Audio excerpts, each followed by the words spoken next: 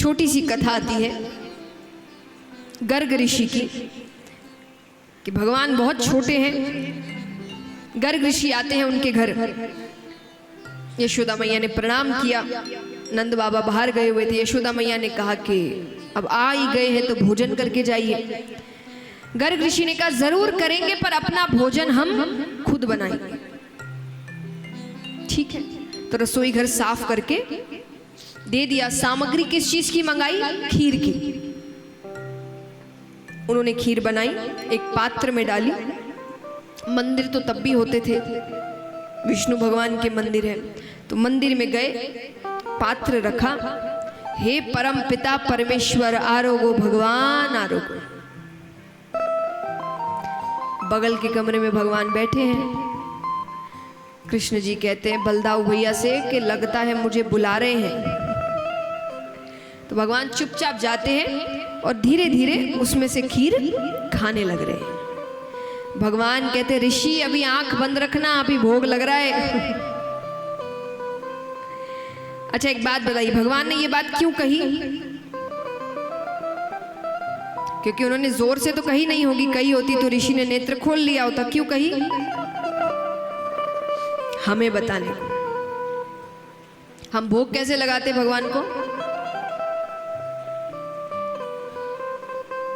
रोजाना जब आरती करते हैं तो भोग कैसे लगाते हैं? मैं बताती हूं। ये भोग है, रखा,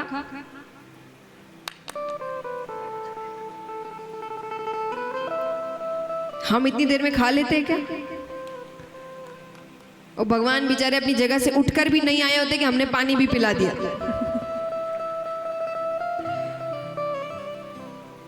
तो इसीलिए भगवान कह रहे कि थोड़ी देर तो नेत्र बंद रखो। कौन सा मुझे पूरा डब्बा खाना है? पर अगर भोग लगाने लाए हैं तो थोड़ी देर तो आंख बंद रखें हम। तो भगवान इसीलिए कह रहे कि ऋषि अभी नेत्र बंद रखो, अभी भोग लग रहा है। अब ऋषि ने भी मगर जल्दी आंख खोल ली और उनको तो आवाजें भी आ रही है किसी के खाने की।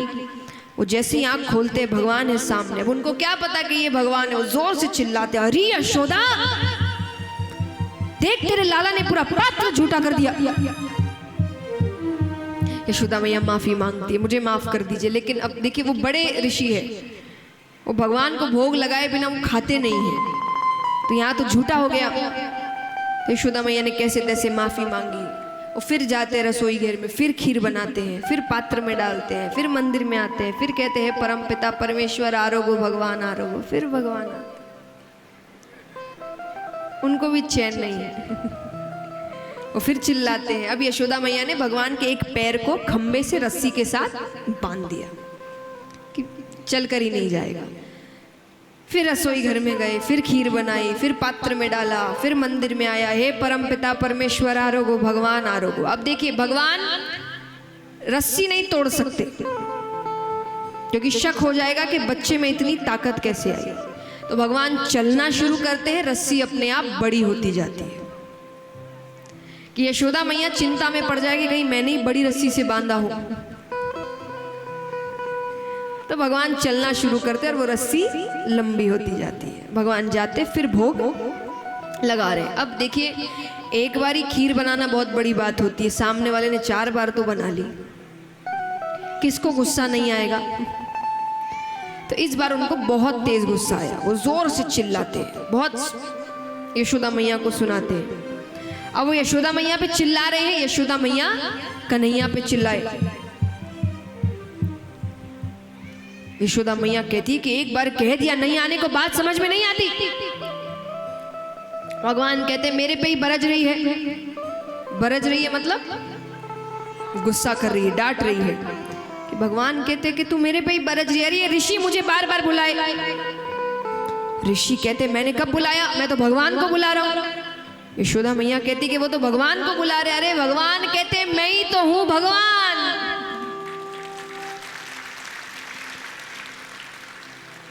यशोदा मैया कहती तू कब से भगवान है कि भगवान के 4-4 हाथ होवे?